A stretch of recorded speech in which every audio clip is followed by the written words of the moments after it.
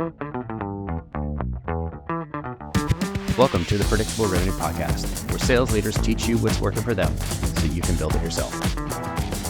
Feeling ready to kick your sales into high gear? We're here to help. Check out our sales coaching and consulting services at predictablerevenue.com. Welcome back to the Predictable Revenue Podcast. I'm your host, Colin Stewart. Today, I'm joined by Matt Curl. He's the COO over at Apollo, and we're going to talk about strong ops and why it's the new model at Apollo. Matt, welcome to the show. Thanks, Colin. Excited to chat with you. Enjoying the conversation even we had right before this, but excited to dig in. I was just going to say, I feel like we've done 2 podcasts already. Yeah. Normally pre-interviews are like 15 to 20 minutes, and I think we've probably spent a few hours talking through things before this. So this is, it's been fun. Build up. Likewise, I like talking with like practitioners. You've built some hard businesses too, so I think you can feel those bumps on people who have done that. Totally. I want to start the conversation by talking about what is strong ops, because we've had a number of conversations, and I think this is it. We could talk about RevOps versus strong RevOps versus weak RevOps, but I think I would love for you to help me understand your definition of strong ops.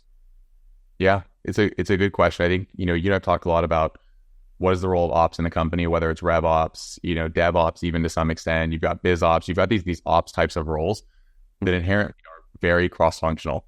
And with that cross-functional surface, they see a lot more things than you might in a particular role, right? So if you think about, your VP of sales, you really want them focused on perfecting the art of sales and staying in that swim lane. And then you've got a lot of like plus ones outside of it of, how do you interface with marketing, and maybe how do you pass off to CS, and how do you potentially like affect product roadmap? But ops sees a lot more surface than that. You tend to be in the thick of it. You tend to be responsible for delivering against those teams. So that's kind of the first sort of aha or point to think about is you've got a wide surface. And I think in terms of the models I've seen at many different companies, it's different at every company. It's different at every place. But generally, I've seen ops fall into kind of 3 categories in terms of the general mode in which they operate. I don't think anyone's ever, 1, 2, or 3, but they tend to slip into these modes. The first that nobody wants to say they are, but I've seen a lot of people that are this way, even though they say they're not, is really what I would call like more of support ops. That's where your team, sort of be crass, gets reduced into like taking tickets. It's really, you get put on a treadmill of solve this thing, solve this thing, solve this thing. And you're kind of, basically on an endless Kanban board of take this, deliver.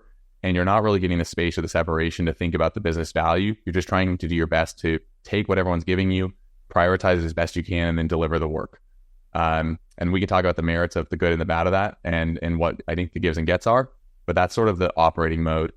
The second is more of what I would call partner ops, where you tend to be more partnering deeply. You understand the business better. You understand your stakeholders. So in RevOps, that might be you're working with your head of sales, your head of marketing, your head of customer success, maybe your head of support, and you're trying to think about how do I help bring their vision to light?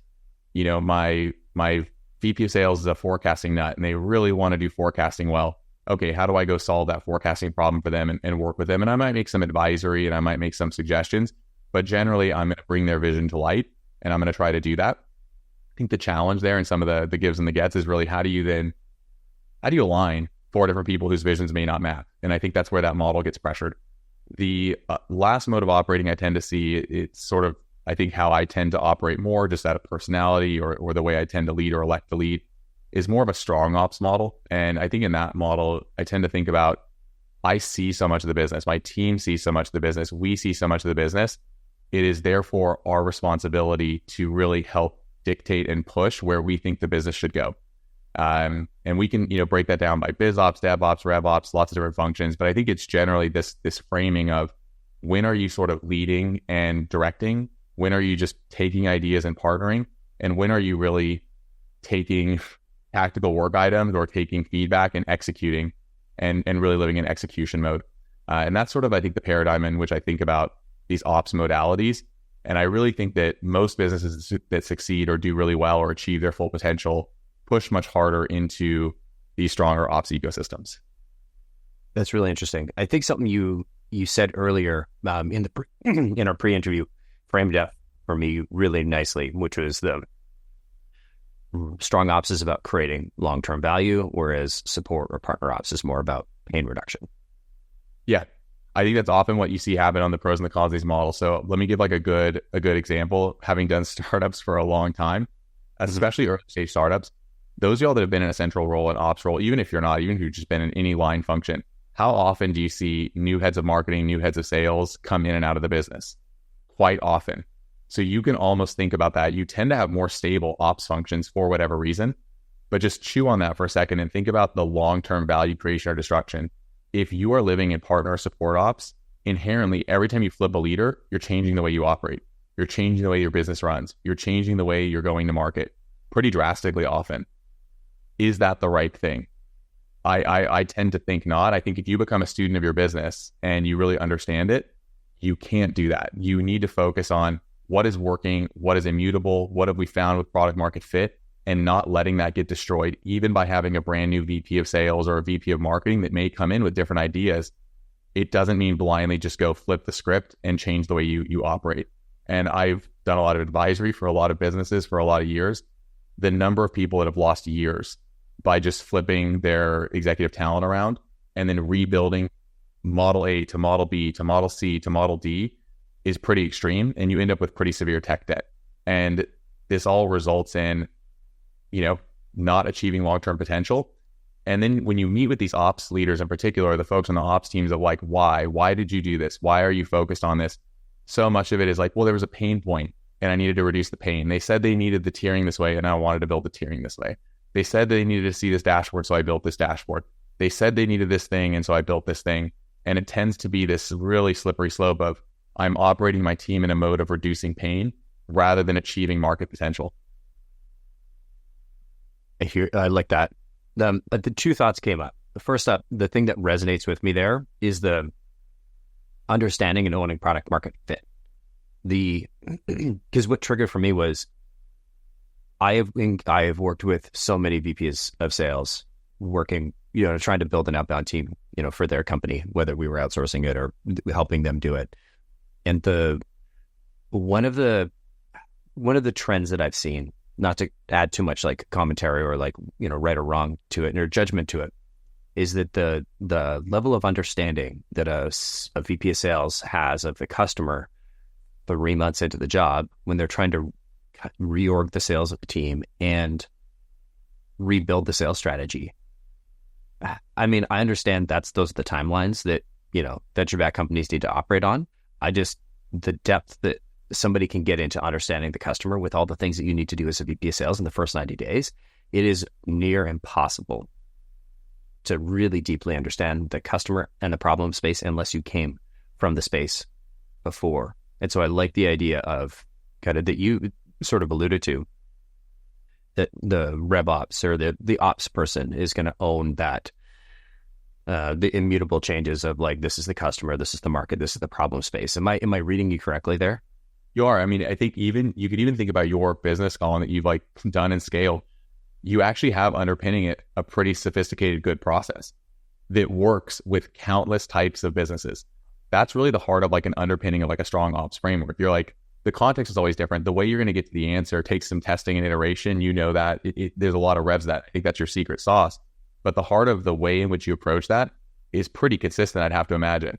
So take that parallel and flip it to the ops team. If you were to enter into a company as like a head of sales ops or a head of RevOps focused on solving this problem, you probably have a very structured pattern and way in which you did it.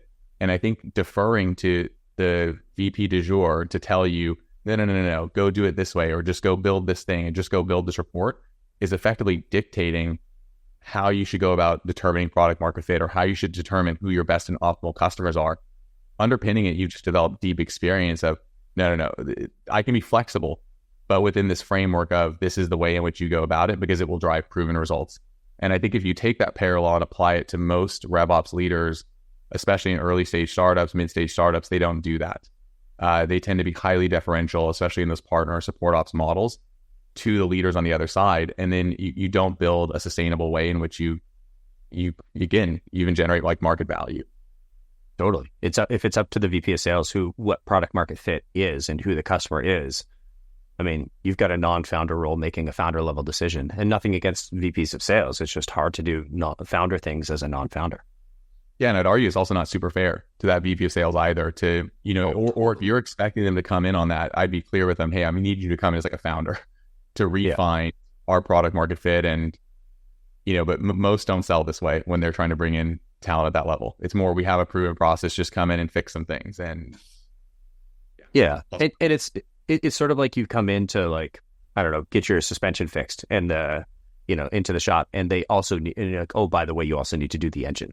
It's like, but I'm like the VP of sales, like I'm here to build the sales system, but the core product market fit piece is either non-existent or broken. It's just like, I need to understand and figure that out too.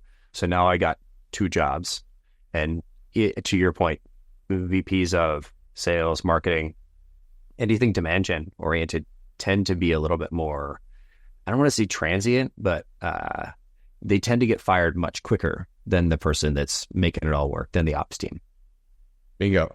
I mean, you'd be surprised, like even just going slightly technical. I mean, this is earlier in my career, but going into places and you can see Frankenstein processes, even on the Salesforce side, like, workflows out of control that don't even overlap, that don't make sense because of, you can almost feel the tenure shifts that have occurred because you can see it in the architecture.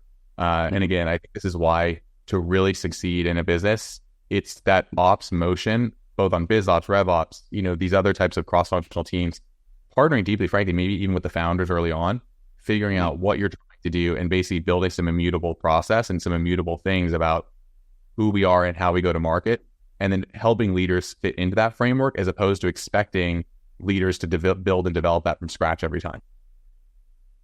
In your experience, so I want to, two questions, one question, but kind of two parts. In your experience, who owns product market fit? Who owns the customer within the organization? And then in a strong ops role, who should own, or who owns it in a strong ops organization?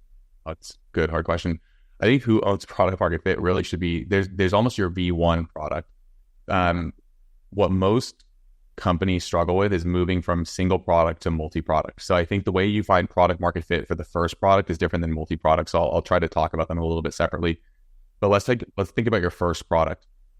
I've seen amazing founders that are so hardworking and incredible, and they have product market fit for that very first product. Their TAM is just very small. But I generally think that finding product market fit is the job of the founders. I think before you go on board and bring a bunch of people in, you have to have good clarity about that. If you have done that well, the role of RevOps should be, or ops generally should be, to understand what your current product's value is. And I think what goes through my brain often as an operator is basically there are two modes we're living in as a company. There is this first mode of our product and our market fit is there and our product works. How do I scale our teams excellently to capture this? And that's a mode in which you're pushing into like what I would call operational excellence. How do we get more emails? How do we get more efficient? How do we get more dials? How do we have better conversions? How do we have faster speed to lead? How do we take better care of the customer? How do we onboard the customer better? But it's all about doing what you're doing today faster, better, and at more scale. At some point, most businesses asymptote, or that growth begins to slow. And that can slow cripplingly difficult at 5 million is what I feel like the worst for founders. You have enough to get to a viable business, but not enough to get that next sort of success curve. Some stall at 100, some stall at 500. It just is a question of like, at some point that growth model begins to stop. When you see that sign of slowing growth, I think that the P0 edict for roles like BizOps and RevOps in particular is to start finding your next horizons in the business. So, McKinsey's got their famous 3 horizon model, for example, on this, but really the mode and the mentality and the focus of your most senior leaders for BizOps and RevOps has to shift from operational excellence. That doesn't mean you don't do it, but you shift from operational excellence into a more like sort of systemic problem that has to be solved, which is what's Act 2. And I think in that model, that is not the founders that are responsible for finding necessarily that second product market fit. That is often the genesis of your voice of customer, what your sales and marketing teams are telling you, the research your PMs and PMMs are doing. At this point, ideally, you're at several hundred million of revenue when you're stalling. This is more fishing for those like adjacent opportunities, the next markets that you believe in, and expanding horizontally. So HubSpot is a great example of this. They famously went from like really just perfecting kind of, CRM and then jumping into the marketing universe really hard. You can go different ways. Salesforce also, right, started as really CRM. their next major successful product was really, I think it was probably Marketing Cloud was theoretically next with Pardot, but I think the next really huge win for them was really Service Cloud. And that was expanding that footprint from a sales tech stack into a support tech stack. That I think came, if you talk with the folks there, from just listening to customers, hearing what they were saying, and sort of finding that next horizon. I don't know if that was Mark Benioff. I'm not close enough to him to have ever known if that was him. But I think that second wave is more coming from like the collective intelligence of your customer facing teams and your brilliant like product managers and your product marketing managers. 100%. I think the one piece of like, if somebody's listening, the one thing I would advise you to kind of calibrate on, Apollo, Salesforce, HubSpot, targeting huge markets, right? They ran into these problems at much, much larger revenue numbers than some others. I've got a few friends that have companies, and one of them stalled out at 100 million on their first like product market fit. The other one stalled out around 40, 50, and then another stalled out around 20. And like in some cases, like the way they handled each of those was quite a bit differently.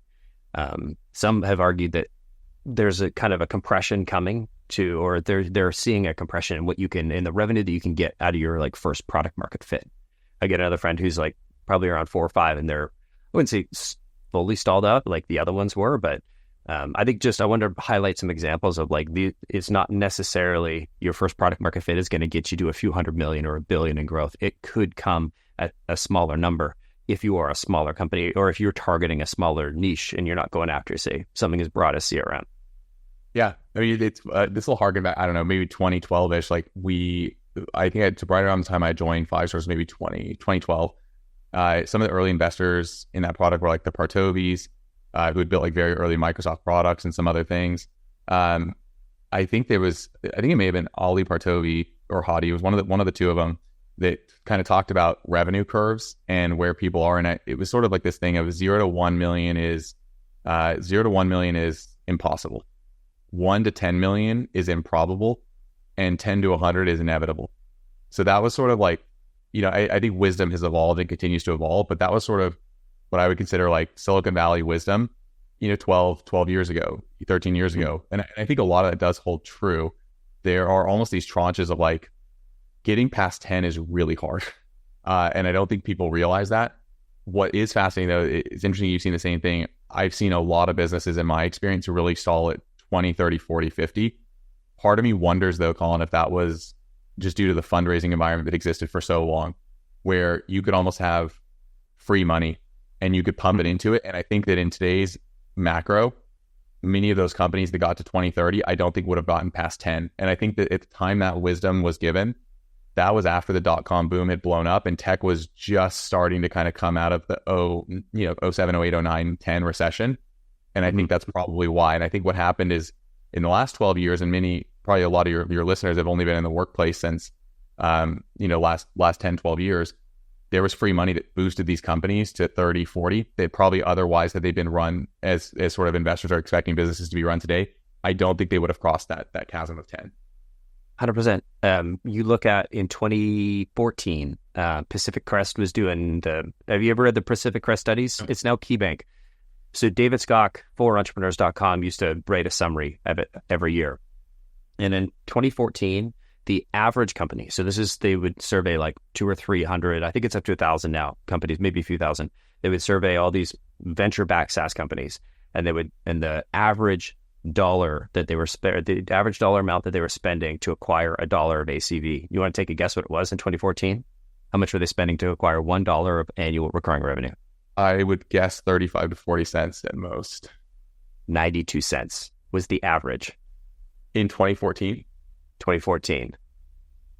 And then the last available data from KeyBank was for tech, or how big was this study? It was tech. Just tech. Okay, got it. Specifically focused on tech. Okay, got it. Okay. Yeah, it might have like biotech and some other things in there, but I believe I can fire you some links.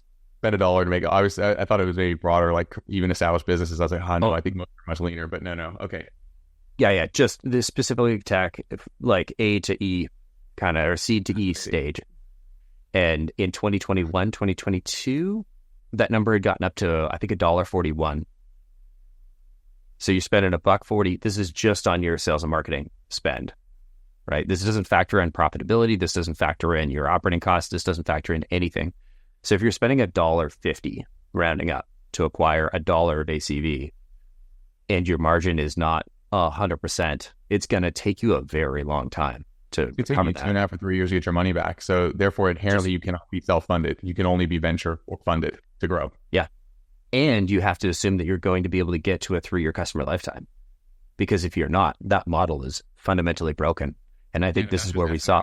That means your customer needs to last 7 years, which is a long bet in tech.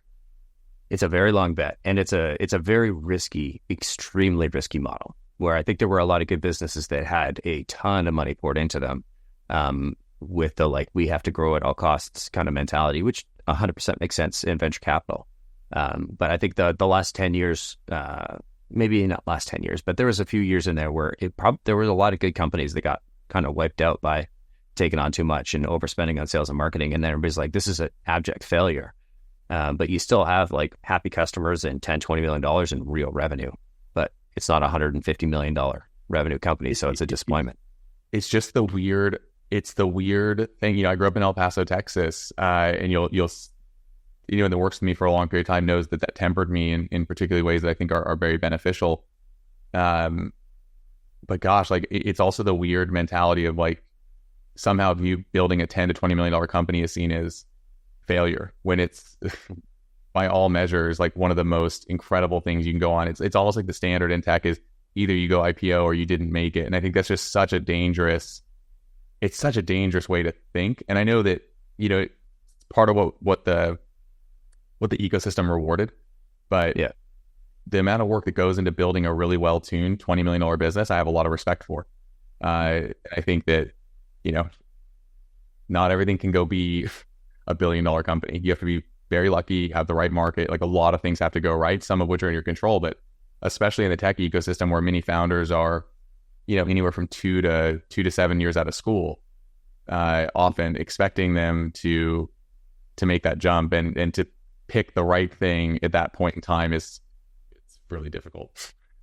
And then to know how to run a company, to know how to run sales, revenue, dev, product, all of these things, it's not impossible. But I mean, I remember, I was suddenly, I went from account exec to founder, and now I'm I've got to figure out all of this stuff. And I could tell you, ops was never something that was top of mind. But I think if I backcast a bit, and obviously this is, not going to be fully accurate, but I do think it was something at the time I didn't have the level of respect for that I do now. So ops is something that big, huge companies had that wasn't relevant to us right now. We needed product, we needed sales, we needed, marketing eventually. And I think if you go back and you look at some of the mistakes that we made, it's because we didn't have a strong ops person that would say, hey, this is the right thing to do. This is the way to go. This is what we're seeing. Here's the customer. Here's the data. And having somebody own that. And instead we, thrashed around with product market fit, eventually found it, hired and fired a few sales and marketing leaders, and eventually didn't quite make it. We're still around as a company, but if I look back and we look at what would the impact of a strong ops person be on the company, I think 9 times out of 10, it's going to have a very positive impact. Yeah. Especially in RevOps or the more go-to-market slanted ones. I think a lot of people struggle with what is it? What is RevOps, or what is sales ops, or what is customer success ops? It's really, I think, can be distilled. It's just clarity of process and clarity of measurement. So you know what to do, you know how to measure it, and you know how to build the feedback loop of whether it's working. If you just kind of stick with that, I think even in that journey, probably went from AE to founder, a lot of what you're gaining experience on is, oh, this is what you do, and this is how you do it, and this is what I look at to know if it's working or not. That's really the heart of what ops is people that specialize in understanding that and being right.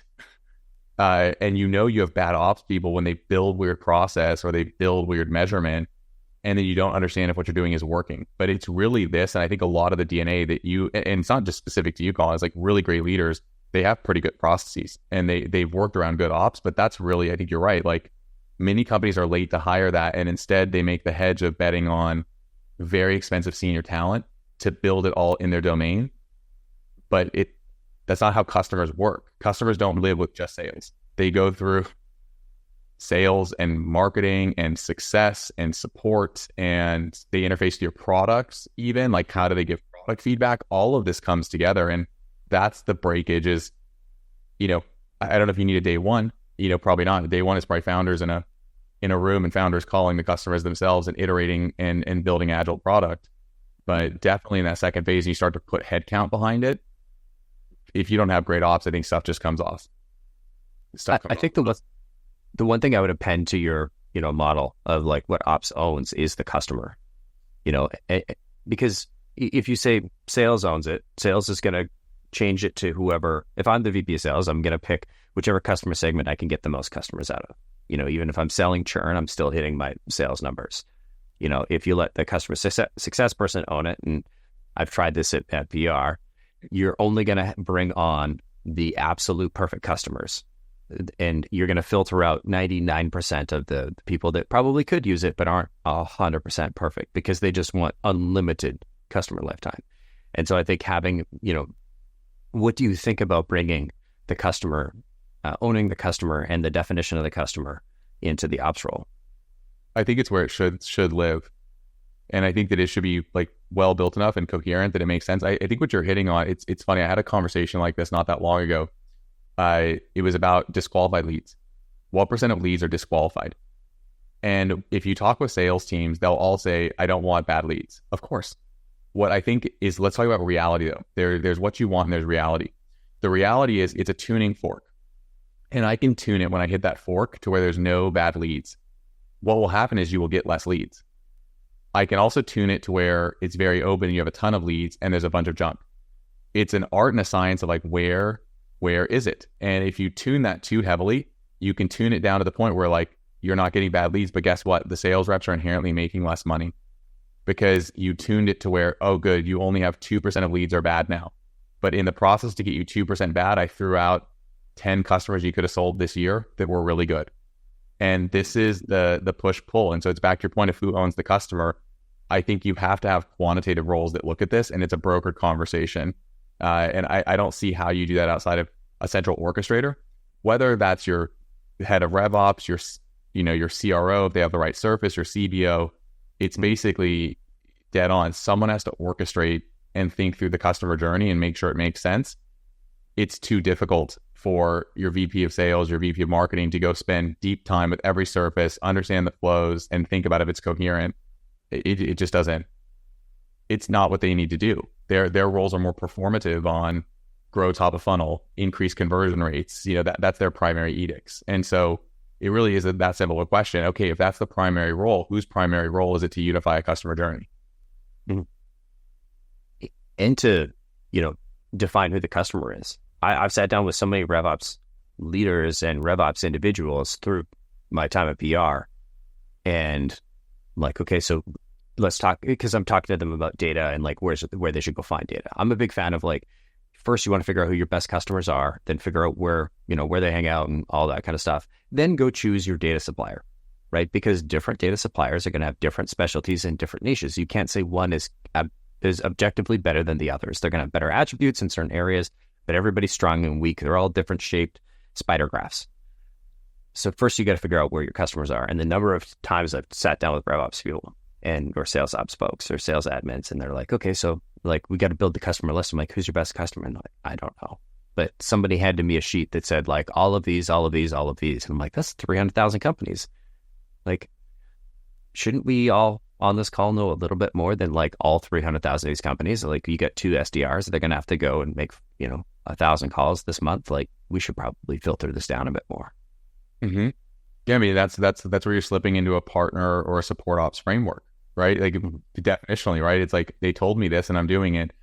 And you'll see those signs of, disempowerment, if you want to call it that. I don't know if that word's right or not, but it'll be like, well, it failed because like the lead lists we got from sales were bad. And I think you're right. It's changing the brain calibration to I'm responsible for making sure we get the right customers. And that's actually where you edge into strong ops. So you can imagine, Colin, if you were in a role where you were playing CRO or chief business officer or, running all go-to-market teams, what's the advisory you're going to give your sales ops team or your RevOps team? Are you going to say, take what they said and go do it? Or are you going to say, no, it's your responsibility to make sure that you know who our customers are and that we're targeting the right customers and that we're not, fishing in ponds that we're not going to win in, and we're not building books that don't make sense. And if you're giving that kind of coaching, you're sort of living in a strong ops ecosystem. You're putting that pressure on the ops team to step up and say, you're signing off on this, not your job is to take this and go execute process.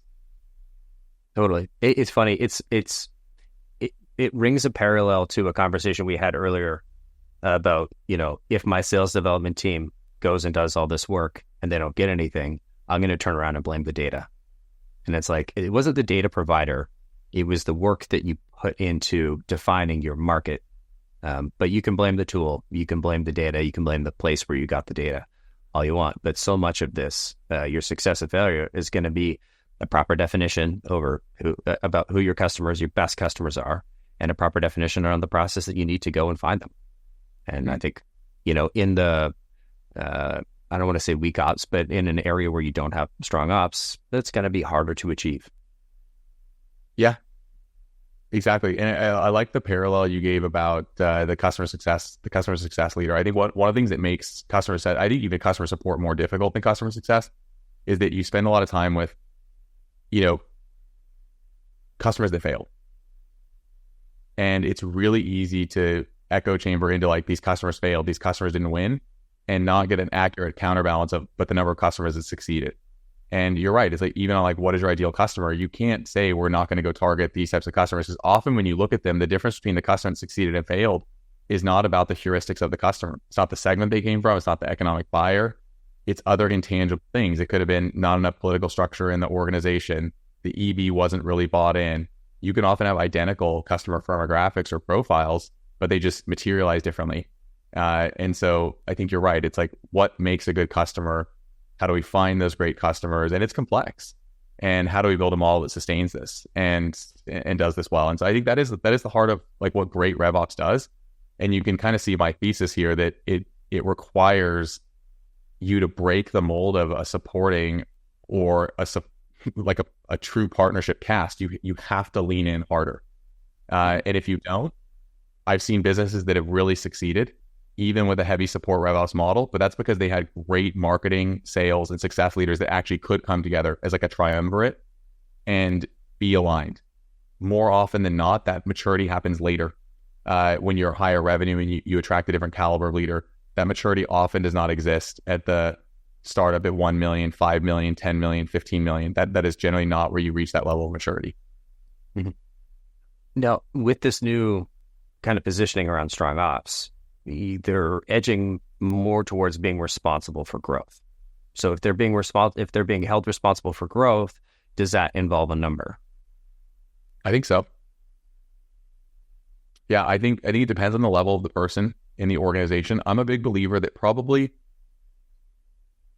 for calibrated correctly, like what a director is and what a VP is. Maybe we can just put some rough terms. I think about a director as someone that is capable of taking cross-functional projects, i.e. commanding resources that don't directly report to them, and they can perform really, really difficult cross-functional projects. That's what a director is to me. It's just so we can calibrate. So director, you take your teams and teams that don't belong to you, you can take big projects and deliver them. At VP level, you're changing company trajectory and company strategy. Like, I can point to initiatives that you're taking on and say, you have made the company significantly better as a result of that. If you think about both of those, if you're sort of thinking about a director or a VP in those same terms, it's all about impact. And that's really the assessment you should have, especially at the VP level. I think often you can get caught up in calibrations and calibration processes. Aim's kind of company has been part of these.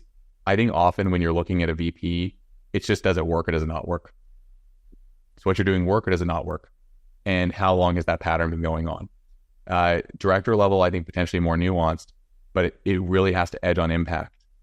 And I think that if you take that impact-centric approach, the question is, what is the impact of just small tactical pain reduction? Let's talk about the impact.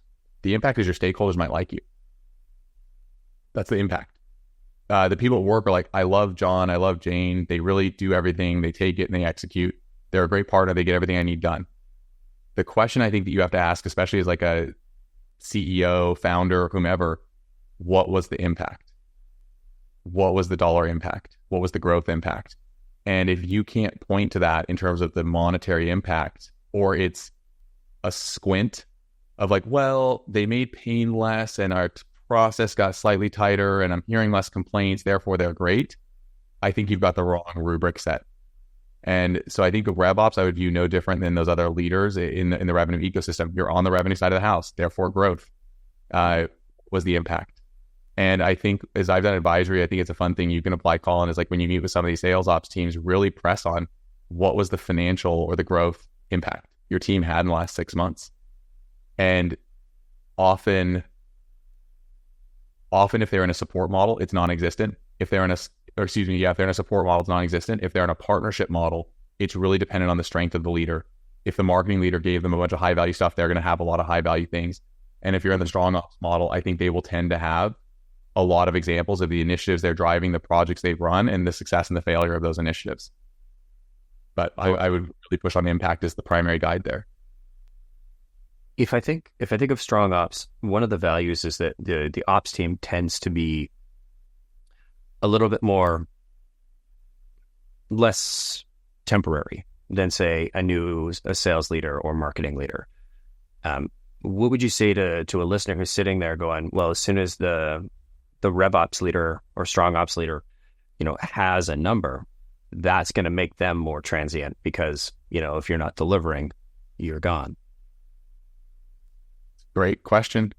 I think that there's a question of like time and tenure. It's a great, fair question. How I would generally think about it is like, how much timeline are you giving? If you've had an ops leader in seat for 2 years and you can't point to monetary impact, I don't know why you'd give them a pass, because they're running Salesforce well. At the end of the day, you're not growing, and your job is to grow the business and to drive that impact. And I think that it's really easy to push too hard into my room is clean, my house is orderly, but no one visits my home. And this is a hard tension, I think, for ops leaders that many others don't have to carry. There's a question of like, if the goal is to get people into my house, revenue into the door, you can walk into my house, it can be a mess. It can look like Animal House from that movie. I mean, it can look terrible, but if it's a raging party and everyone's there and hanging out and having a great time, that's better than the alternative of a very clean house that no one visits. And I would say it's fair to probably remove, but I think it can make them more transient depending on the pressure you want to put. But I don't know, why would you bounce somebody? You'd bounce somebody because growth's not there. And I think this is where time takes, if you've been there at a role for 2 years, like, is this even good for your career? Like, the playbook you're running is not working. Yeah. I like the distinction between directors, cross-functional, VPs changing the strategy, and you got the true measurement of both is impact.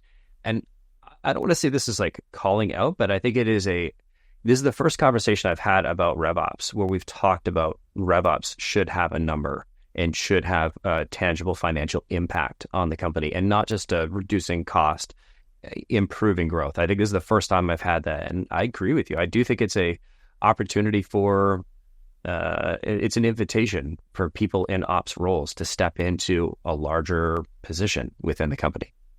Yeah.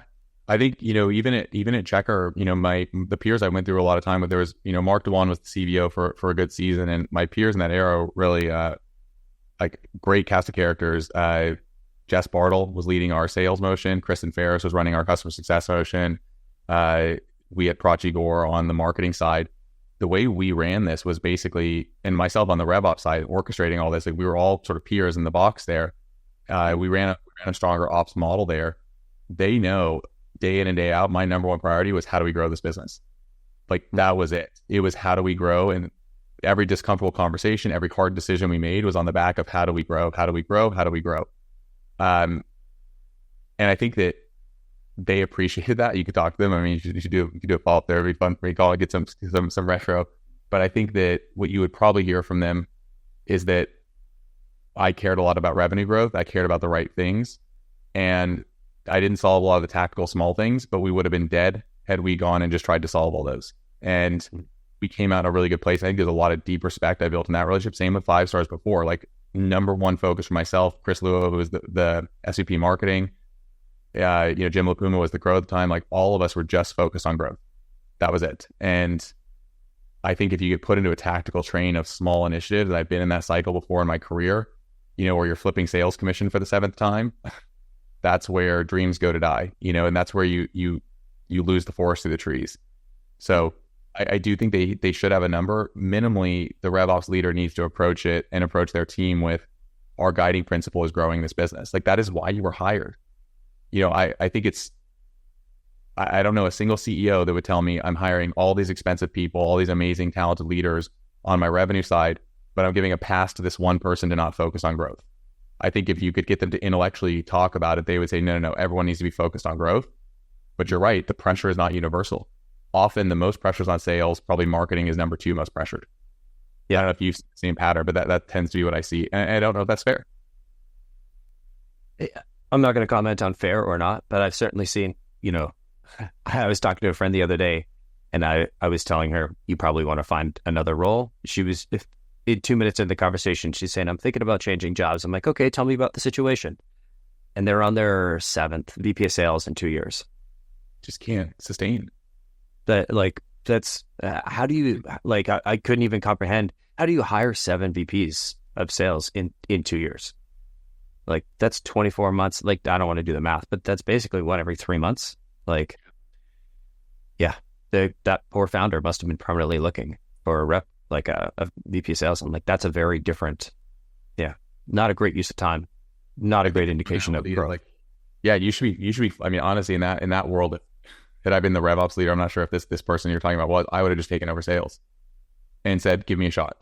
Let me take this, because again, if I'm going to spend my time and my life at this company, and I'm going to pour my heart and soul into this thing, why would I trust VP sales number 8 instead of myself or my stable head of marketing, or it's kind of back to that Kristen, Prachi, myself conversation. It's like, I'll take it. I will run this. It's like Frodo and Sam. I will take the ring to Mordor. But you gotta do that. And I think look at the pattern, look at the fact history. You will be better suited if you can be brave enough. And that's, again, back to this point of, like, if you already feel the weight of growth, that's not a hard leap. Mm-hmm. Yeah. So here's the ring. Let's go for a walk. Exactly. Yeah.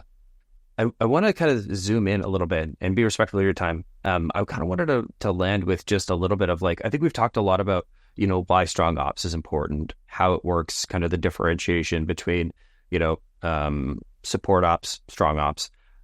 I know you've only been at Apollo for 3 months now, maybe 3 and a bit months.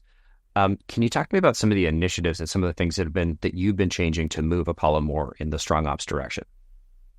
Yeah, I think it's, Apollo's undergone tremendously fast growth. And I think when you do that puts scaling pressures on businesses that you normally don't have to deal with. I think it's one of these other things with venture-backed businesses. If you can get this lightning in a bottle and grow really quickly, you're aging things what might normally take a company 5 years into 1. And I think that puts a lot of pressure. What I see with ops generally, it's both RevOps, even BizOps, and, just kind of ops broader. It's definitely in that phase of taking the helm of, like, I need to lead and drive the strategy. I need to be the one that's coherent here.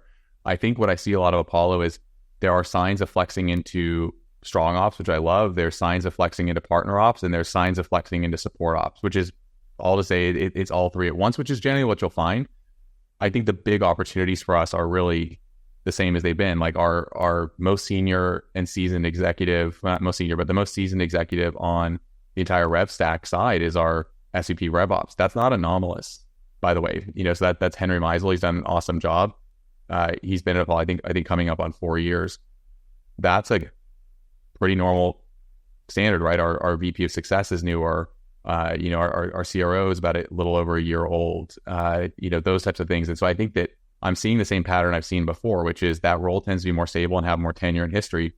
And I think the phase we're going through is the same that most companies have gone through, where I need now the RevOps team and the ops team to be the central source of process and truth and measurement, and all the places where that's breaking, you can feel. What does that breakage result in? suboptimal customer experience in some places. It can result in like under penetration in others. And this is very common, very standard. And so I think a lot of what I'm encouraging the RevOps team to do, and even BizOps reports up through me today, a lot of what I'm encouraging them to do is really get into the driver's seat and say, hey, you've taken on initiatives, you've taken on projects, but are we doing the right things? Are we on the treadmill of task management and pain reduction, or are we actually fixing the systemic issues? I'll go one edge more tactical there as like a helpful illustrative example.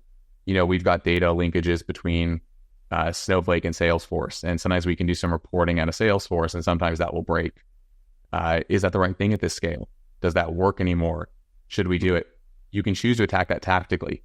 This broke. Go fix the API limits. This broke. Go change the API limits again. This broke. Go work with engineering to diagnose why this broke. Or you can step back and say, is our architecture correct for this scale? We had 1/10 the number of customers we had some time ago. Does this still work foundationally? And I think that's the difference between pain reduction versus taking a stronger ops purview and saying, you know what, no, this is actually a time to re-architect some of these bigger breakages. And I think that's where we are as a business is, again, it's scaling pain. And some of the things that worked technologically at, Apollo when we were 10th our size don't technologically work as well anymore. So these are like just good pointed examples of that. Any company that's growing as fast as you have, it's a miracle that you're still able to operate. I went from 0 to 1 million in a couple of months, which is insanely fast with cart. It's insane. And it's like building an F1 car and getting around the first turn, and then literally every piece fell apart. Like instead of using, wrenches and things, we must have used super glue, and just literally everything disintegrated. The parts were still there, but you click a button to send an email and it would take a week for that email to get sent. Mm-hmm. That's unacceptable. And again, this was a technical problem, not a technical, it wasn't the fault of our tech team. It was bad leadership decisions, mostly entirely aimed at myself. And so I'm not trying to say the same is true with Apollo. I'm just using my own history as like, we did this, we made it to a tiny fraction of a fraction of where Apollo has gone and some of these other companies have gone to, and just everything fell apart. And so it's incredible that you've been able to hang on to such crazy growth, because my experience was harrowing. I think that's what makes it like exciting and invigorating and fun, but you're right. It's also very difficult. And it's, when you're in that phase, it's like the work can feel limitless because there's so much stuff you have to improve and do. It's back to your point of like, oh my gosh, like where do I even start? Like, how do I put this thing back together? Yeah. But it's fine. And you're right. And like, I think what most people that work in software don't appreciate is like actual, like scaling pressure is real. 5 stars, I've got my prior company before Checker. I can give like a very early example of like early architecture stuff that caused tremendous pain on sales and success and support. So we're installing on point of sales. So think of like the old micros and Aloha, think 10 years ago, you walked before tablets were even a thing. And we installed a loyalty software, and those things are not connected to the internet permanently. They had intermittent communication to the internet. So what do? We had to have an experience where if you scan your card and you're the first time you've ever been there, we know that you're a member. We know that you've been there before. So what do? Oh, we download the whole database of all 5 stars customers on the program that's installed natively on the computer. Now, these computers have like oftentimes a gig of memory. Most POS providers are very cheap, and they would leave them with like 20 megs of excess like RAM storage. They were built just to run the POS and not do anything else. So we installed the product. All of a sudden, more users use 5 stars, more users use 5 stars, more users use 5 stars. All that data is being stored. You know what happens? It puts the computer to a death spiral, and basically blue screens of death maxes out memory, and it won't turn on. So we're crashing companies' computers, and it's like, oh my gosh, we've hit an actual scaling problem. Like we have too many users of our product. We can't just go load them anymore. But churn spikes, all of those things that happen, the pain of like calling a business in the middle of the day and they're like, I can't turn my point of sale on, I can't process transactions, and you're in a scramble to fix it. These are the types of things that are like exactly what you're talking about, like actual pain of scaling. And what you did in the V1 doesn't work in V2. And the same is true for RevTech. It exists in like a software installation on a point of sale. What worked earlier doesn't always work today. Mm-hmm. I think the comment you made in our pre-interview about first the difference between, maybe tell the people that are listening the difference between first time founders and second time founders, or established founders that have done this before. I think there was a comment around kind of the importance of ops. Yeah, I think what's interesting is when you watch like second or third time founders, there's a couple things that are different that you'll notice pattern wise. It's actually what you were saying exactly, Colin. Like you have a prescriptive way in which you want it to run. So you're going to look to bring that person in. But I think early first time founders make up for what they don't know with just like work ethic. Like you basically just muscle through the pain and you do the extraordinary. You work inordinate amounts of hours. You learn through all the gaps of inexperience by throwing time and expensive resources at it. Mostly your personal resources of like your family, your friends. You basically just health. Second and third time founders, I think they generally have an idea of how things work and they know what to do, and there's a lot less guesswork. And in particular, when you talk about ops roles are building software. You're building process. You're building roads that cars drive on. And it's very expensive to rebuild roads. It's not that expensive to put cars on roads. So for example, like in the sales tech universe, show me 100 SDRs doing the same process. It's not that much different of a lift on the Salesforce admin side or the sales ops side. Show me 10 different sales motions with a team of 100. That's a lot of lift on those roads. And I think what you find with seasoned founders is they become seasoned operators, and they know a process in which to do it, a way in which to do it, and they don't change the structure of the roads too often. When you rebuild roads, you waste a lot of time. And I think that's where a lot of time sink goes. So I think that's like the delta I see with those second time founders, third time founders. They're much faster to hire great process and operations people, mostly because they also have an idea, back to your point about who is product market fit number one. They have an idea about how it's supposed to look and what the measurement is supposed to be and what the process should look like and expect. And they're sort of driving a stronger ops process into the business, frankly. And expecting them to create long-term value. That's right. Yeah, you owe growth. Yeah.